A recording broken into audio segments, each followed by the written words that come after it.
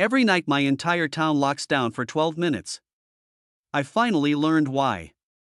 Disclaimer: the content presented in this video is purely fictional and intended for entertainment purposes only.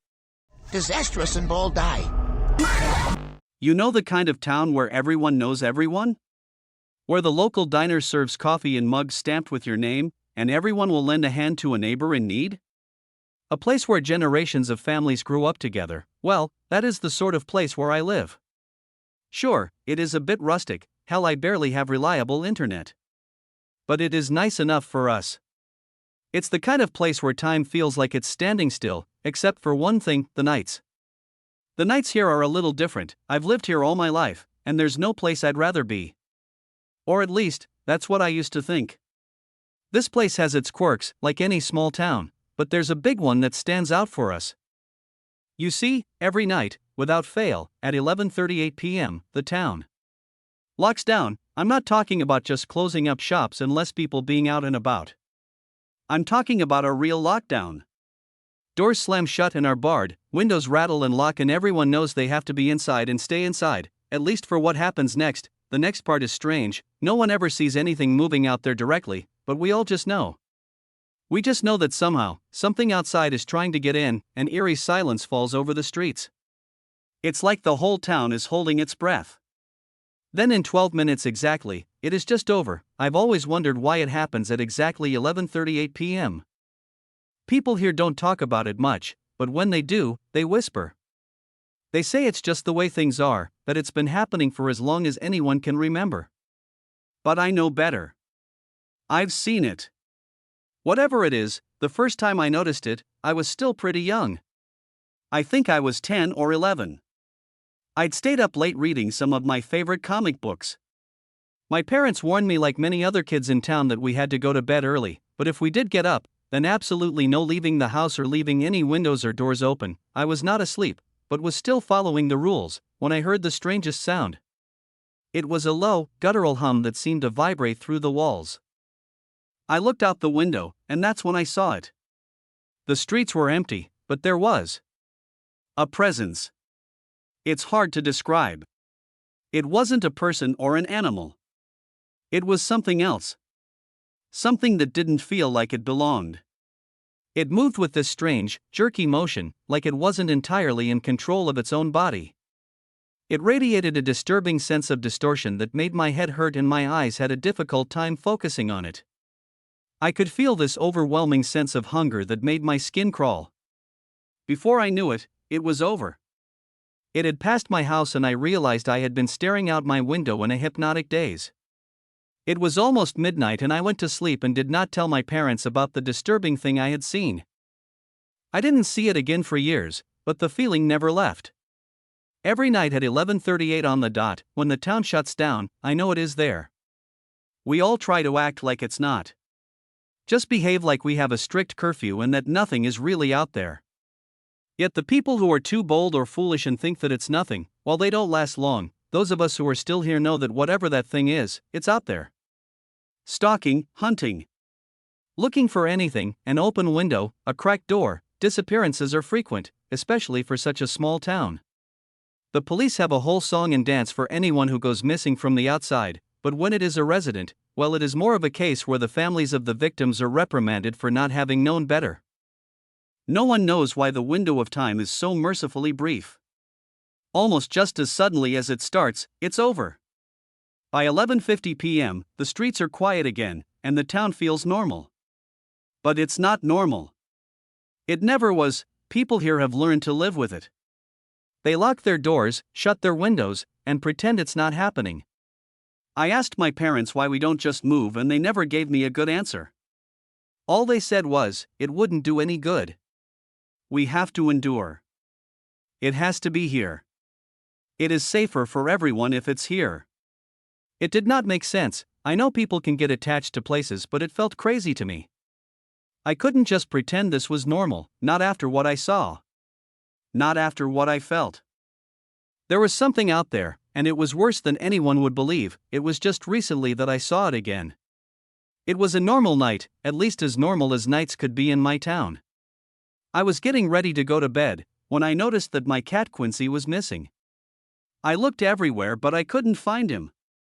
Then I heard something and looked through the window to spot a familiar shape and my heart sank. He was outside. He must have gotten out when I had come home earlier and was sauntering along the sidewalk, clueless to the impending danger. The time was 11:36 p.m. I had no idea if the creature did anything to animals, but I did not want to find out. I had never let Quincy outside before and he did not come back to my shouted calls for his return. I had to do something dangerous and stupid to save him. I rushed outside, sprinting toward him and trying to grab him and bring him in before it was too late. I managed to reach him and pick him up. But then I froze when I sensed a presence as I was scrambling back to my door. Quincy's ears folded back and he hissed. I felt paralyzed and then I thought I saw it again. It was different this time. Larger and more overwhelming than before. Its presence seemed to fill the entire street, pressing against the houses like an unseen force. I tried to run, but my legs wouldn't move. I was frozen in place, my breath caught in my throat. To my horror, it seemed to finally regard me. Quincy jumped out of my hands and ran back to my house. He had fortunately evaded whatever interest the thing might have had with him. The creature's head twisted unnaturally in my direction, its distorted features coalescing into more recognizable shapes. Staring into the grotesque visage forced a scream out of me as I beheld the blasphemous impossibility. I turned and sprinted away, screaming like a maniac. My heart hammering against my ribcage with such force that each beat felt like it might crack my chest open. The sound of its pursuit echoed behind me, a wet slapping noise like a monstrous jellyfish gliding across the ground. Its deafening roar filled the air, shaking the ground beneath my feet as I ran for my life. I did not know if I could get away. No one I knew had been outside and survived. I ducked into an alley, my hands shaking as I pressed myself against the wall. My breath came in short, sharp gasps, and I could feel sweat dripping down my face. I didn't dare look around the corner. I didn't dare move, and then I heard the harrowing screams. They sliced through the air, piercing and full of terror. My heart raced as I strained to see who was making them, but all I could make out were shadowy figures caught in the open. The screams were short, sharp, and then they were swallowed by the night. The deafening silence that followed only added to the fear weighing down on me. I stayed pressed against the wall, trying to make myself as small and invisible as possible. The darkness seemed to come alive with every creak and rustle, amplifying my fear. I held my breath until I heard the sound of the creature moving away. And then, just like that, it was gone, but the eerie stillness lingered, haunting me even after the clock struck 11:50 p.m. The streets were once again quiet, but my nerves were still on edge. I stumbled back to my house, every step feeling like a race against time. Quincy waited anxiously at the door and bolted inside with me, seeking shelter inside. The horrible night had left me shaken, but grateful to be alive. Whatever that thing is, it does not belong in this world. It is not of this time or place, and its presence is so unsettling, it makes your mind ache just to catch a glimpse of it. No one can tell of its origins, maybe they are lost in the depths of history. But whatever its history, it remains. Always there, lurking in the shadows every night without fail. At that point I did the one thing you probably think everyone should have done by now. I left my hometown. I moved to the largest city I could reach to get away from it all. My parents did not approve, in fact they tried to tell me I could not go. I was so desperate to get out of there, that I had to sneak away in the early morning, when they could not interfere. I never understood why we all stayed there and tried to ignore the eldritch nightmare that hunted us at night. It seemed so simple and I felt better at first. The city felt alive with the hum of traffic and the distant chatter of people during the day, a cacophony that made me feel safe, anonymous. Indeed, I thought I'd left the nightmare behind, that the creature was just a memory, a relic of a past I could bury. My new apartment is a cozy studio on the 5th floor, with a view of the bustling streets below. High enough where looking out the window does not fill me with dread at night. Unfortunately, something happened last night that has shattered the fragile illusion of my peaceful transition. On the first night in my new place, I sat on the edge of my bed, flipping through a magazine to distract myself from the creeping unease that had settled in the pit of my stomach. The clock on the nightstand read 11:28 p.m. I told myself I was being paranoid, that the creature was gone, that I was safe now. But the weight of the past lingered, a shadow in the corner of my mind that I couldn't shake. By 11:38 p.m., the city outside my window was eerily quiet. The usual sounds of traffic and distant music had faded, replaced by an unsettling stillness. I tried to focus on the magazine, but my eyes kept drifting toward the window, the darkness beyond the glass PR. Passing in on me. And then, I heard it, a soft, tentative tap against the pane. My heart skipped a beat. I froze, the magazine slipping from my fingers and falling to the floor. The sound was light, almost imperceptible, but it sent a chill coursing through my veins. I told myself it was nothing, I was just being paranoid. But then it came again, another tap, this time more insistent. I didn't move. I didn't breathe. My eyes were fixed on the window, the darkness beyond it seeming to pulse with a life of its own. The tapping stopped, and for a moment, there was nothing but silence. Then, a faint scratching sound, like claws on glass. My heart sank. I knew that sound, I knew what it meant. Slowly, with my legs trembling beneath me, I rose from the bed and approached the window. My hand reached for the curtain, hesitated, and then, with a deep, shaky breath, I pulled it back. What I saw made me freeze in terror. The creature was perched on the fire escape outside my window, its twisted form silhouetted against the moonlit sky. Its eyes glowed with an unnatural light, and its presence seemed to fill the room, pressing in on me with an unspeakable horror. I tried to scream, but the sound caught in my throat. The creature's head tilted to the side, its gaze locked on mine, and I felt a wave of dread wash over me. It was here. It had followed me. And then, as if in slow motion, its mouth opened, revealing rows of jagged teeth, and it let out a low, guttural growl. The sound shattered the paralysis that held me in place. I stumbled back, my voice finally breaking free in a raw, terrified scream. The creature's form seemed to blur and shift, its presence filling the room with an unspeakable darkness. And then, everything went black. I regained consciousness, and I know it is not over. There is no escape from this thing that has followed me. I consider what my parents had said when I asked them why we never moved. Then, with dawning horror, I realized the truth of their words. It is safer for everyone if it's here. They did not mean it was safer for us. They meant it was safer for everyone else. They knew the danger, they stayed to keep it there. Now in my ignorance, I have made a huge mistake.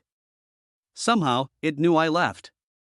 It has followed me here, to a place where over 1 million people will soon know about its existence, and maybe more if it moves beyond that.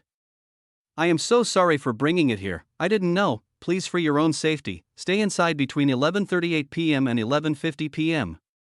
By now, it might not be safe wherever you are as well. I took a candlelight ghost tour. One of the haunted tour spots is a sculpture that looks just like me.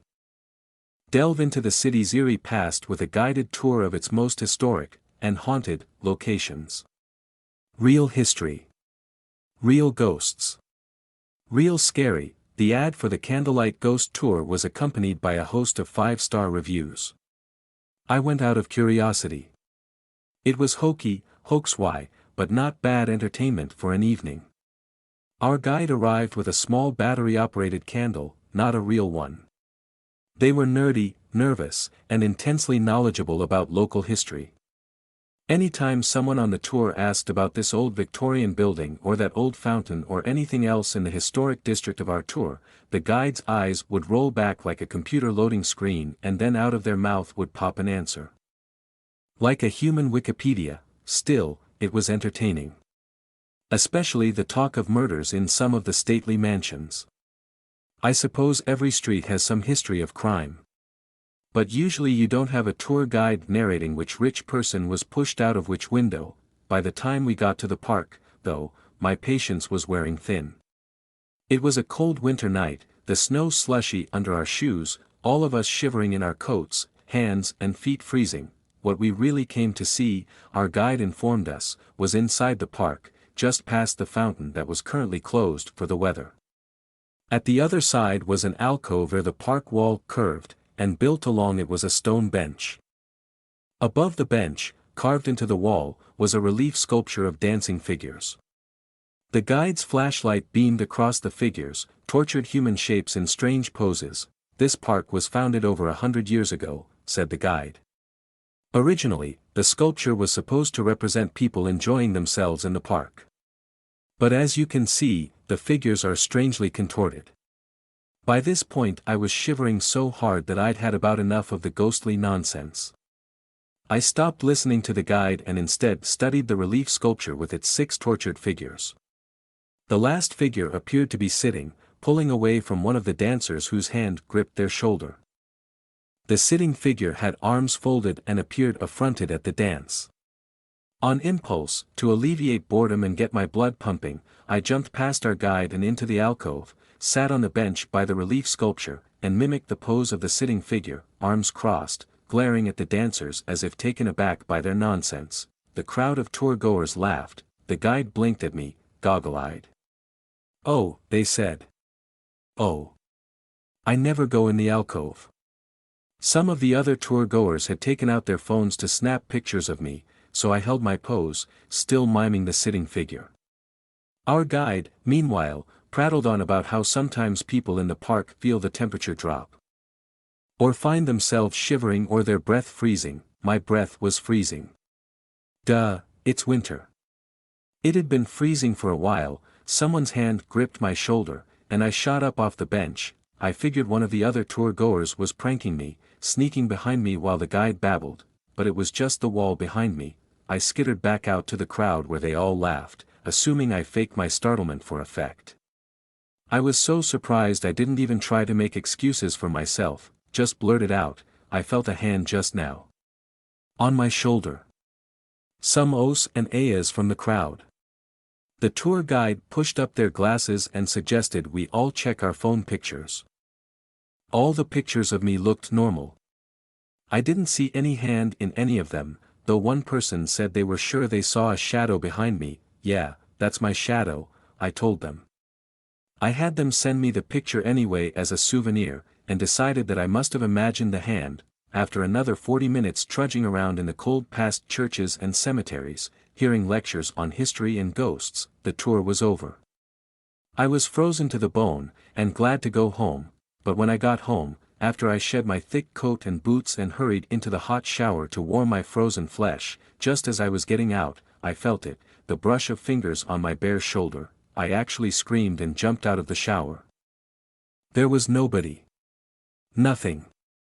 It felt so real though, and for the next few days after, periodically, I'd notice it.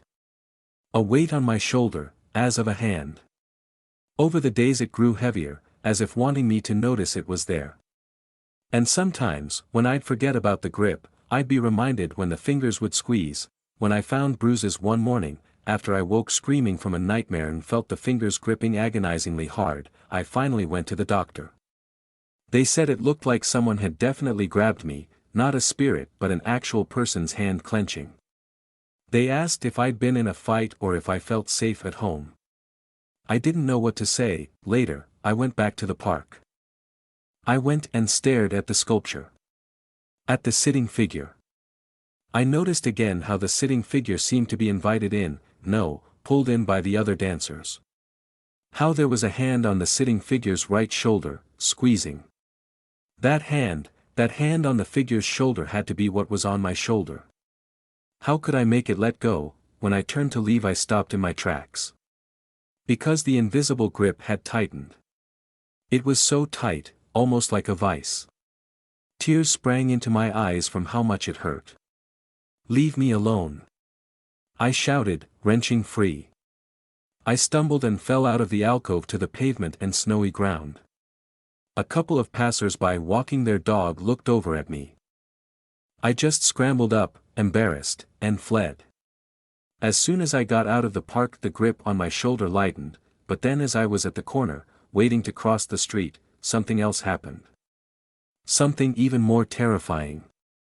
A car was coming and I felt it push me. Next thing I knew, I was stumbling into the street, and the car slammed its brakes and screeched to a halt while the grip on my shoulder shoved me almost under its wheels. I finally broke loose, babbling apologies to the driver, and hurried home. That's when I called the tour guide.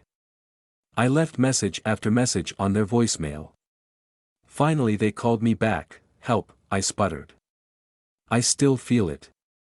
The hand on my shoulder. I think it's trying to kill me." What was the story behind that sculpture again? The dancing figures. Tell me.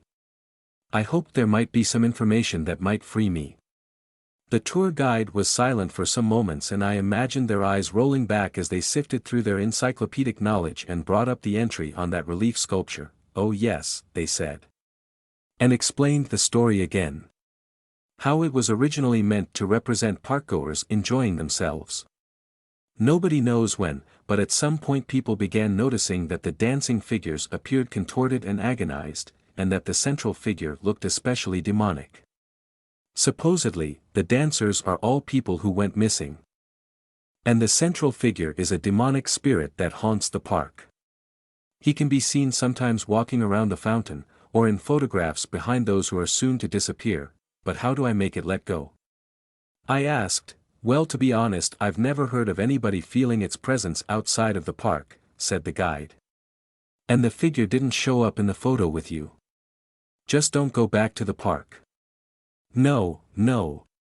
You don't understand. I still feel it. It's gripping my shoulder, right now." "Gripping your shoulder?" The guide sounded confused. More and more, I was beginning to feel like they didn't ever get calls like this. Like maybe they, too, assumed it was all a hoax and didn't buy into the things they told people. "What's gripping your shoulder?" "The hand. Just like in the sixth figure, the sitting one on the end, 6. The guide interrupted, and I could hear the encyclopedic riffling of their thoughts. "No. 5. No, I was copying the pose of the 6th. The sitting one." 5, said the guide firmly. "Definitely 5. Listen, the one I was copying, there are 5, and they are all dancing. Do you remember my lecture from the park? I talked about the central figure. If there were 6, there would be no central figure. It would be 3 and 3 split evenly. There are 5, 2 on each side of the central figure. There is no 6th figure." And then the guide, sounding thoughtful, added, "Yet. I didn't hear what they said after that. I was scouring through my phone until finally I found the picture with the shadow behind me that the other tour-goer had sent. There I was, sitting posed with my arms crossed glaring at the relief sculpture, but the guide was right. There were only 5 figures visible in the photograph, all dancing. The hand is squeezing my shoulder now as I type this. I don't know how long before I get pushed into traffic, or yanked off a bridge, or held down in the bathtub. The hand squeezes almost constantly now. Nobody believes me. But I'm posting this for the record. If you take the candlelight ghost tour and see the alcove with the dancing parkgoers, count the figures, you'll know what happened to me if you count and there are 6. Until next time, subscribe to stay up to date with all updates. No screamers or shocking moments, only comfort and safety. Bye.